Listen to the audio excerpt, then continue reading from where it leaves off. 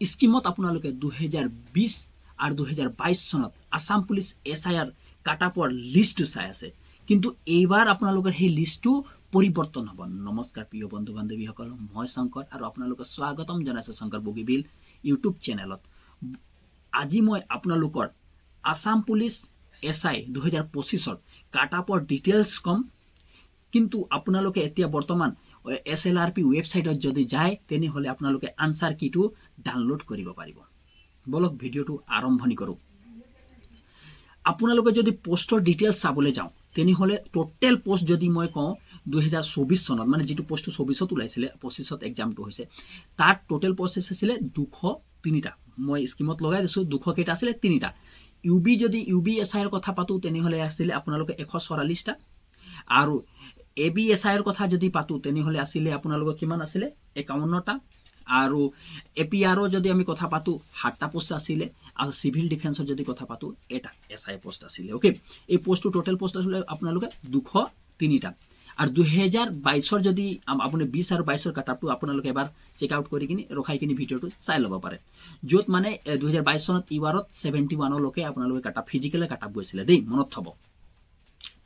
যদি মই এইবাৰৰ কাটাপৰ বিষয়ে যদি মই চাবলৈ যাওঁ তো সবচে প্ৰথম কথাটো আপোনালোক মই কৈ দিওঁ যে এইবাৰ নেগেটিভ মাৰ্কটো আপোনাৰ বেছি আছে, সেইপিনে গম পাইছে নেগেটিভ মাৰ্ক আছে। প্ৰথম পইণ্ট নেগেটিভ মাৰ্ক আছে।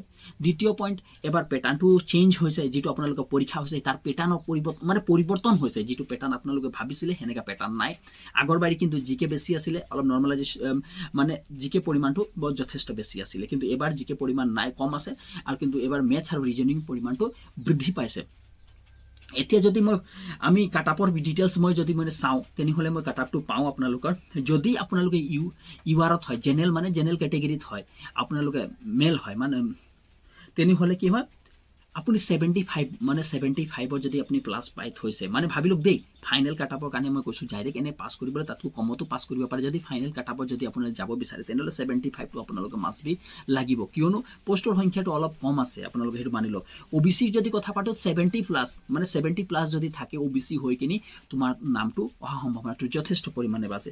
যদি SC হোৱা তেন্তে 68, যদি তুমি SC হোৱা 68 আছে তেনেহ'লে তোমাৰ নামটো অহা সম্ভাৱনাটো যথেষ্ট পৰিমাণে আছে।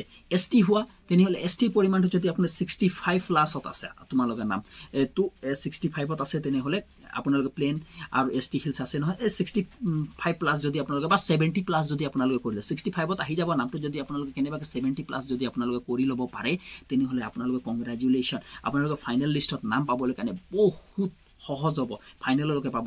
বা এতিয়ালৈকে ফিজিকেলৰ কাৰণে যদি আপোনালোকে প্ৰস্তুতি কৰি থকা নাই, এই নাম্বাৰবিলাক আপোনালোকে আছে, আনসাৰ কিটো আপোনালোকে চেক আউট কৰক, আৰু এতিয়া বৰ্তমান প্ৰেজেণ্টত আপুনি যিমান নাম্বাৰ পাইছে সেইটো মিলাই চাওক। এই নাম্বাৰতকৈ যদি বেছি আছে তো আপোনালোকে 100% চিয়'ৰ হৈ থাকক যে আপোনালোকৰ নামটো আহিব আৰু ফাইনেলৰ লিষ্টলৈকে আপোনালোকে পাব বুলি মোৰ অন্তৰৰ পৰা বিশ্বাস আছে।